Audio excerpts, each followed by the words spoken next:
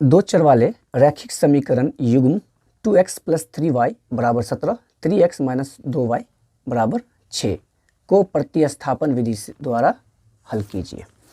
ठीक है, तो सबसे पहले 2x + 3y = 17, ये है आपका समीकरण 1, और 3x - 2y = 6, यह है समीकरण 2। ठीक है, तो सबसे पहले इन दोनों समीकरण में से किसी एक को आप यहाँ ले आइए।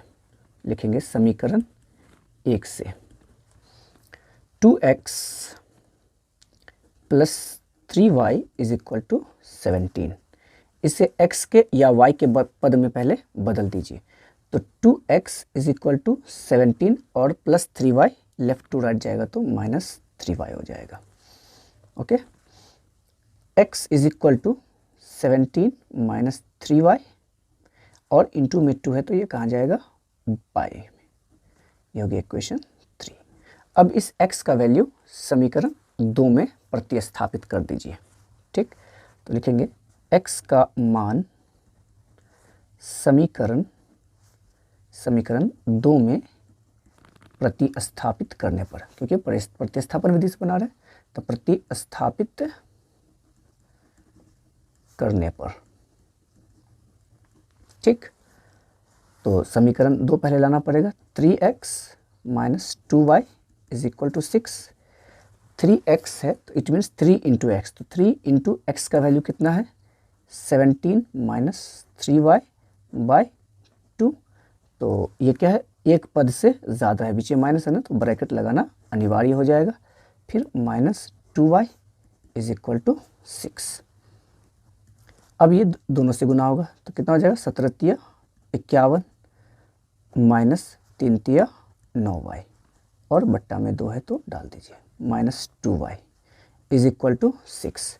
इसके नीचे कुछ नहीं है तो 1 डालिए और बट्टा पर का जोड़ कर दीजिए, घटाओ 2 LCM, 2 1 का 2, तो 1 से गुना कर देंगे 51 - 9y को, -1 से भाग देंगे तो 2 बार में, तो 2 दूना 4y = 6, बट्टा और बराबर है तो क्या करेंगे, क्रॉस गुना, तो -9 और -4 हो जाएगा, -13y को 1 से गुना करेंगे तो -13y, और 51 को 1 से गुना कीजिएगा तो +51 ही रह जाएगा, = 6 को 2 से कर देंगे तो 6 दूना 12, -13y = 12, और ये 51 लेफ्ट टू राइट जाएगा तो -51 हो जाएगा। -13y = -11 में से 2 गया तो 9 बच गया, ये 4 में से 1 गया तो 3, माइनस से माइनस दोनों तरफ कैंसिल हो जाएगा। y = 39 और गुना में 13 है तो बट्टे में 13 1 का 13, 13 3 39, तो हमें यहाँ पे y का मान ज्ञात हुआ। ठीक है, अब इस y का वैल्यू समीकरण 1 2 3 किसी में भी प्रतिस्थापित कर सकते हैं, तो बेटर होगा समीकरण 3 में रख दीजिए। ठीक है, लिखेंगे y का मान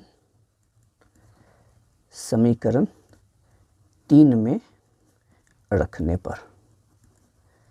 ठीक है, तो समीकरण 3 क्या है, x = 17 - 3y / 2, वैल्यू पुट कर देंगे। 17 - 3 गुने y का कितना मान आया, तो 3 आया, बट्टे 2।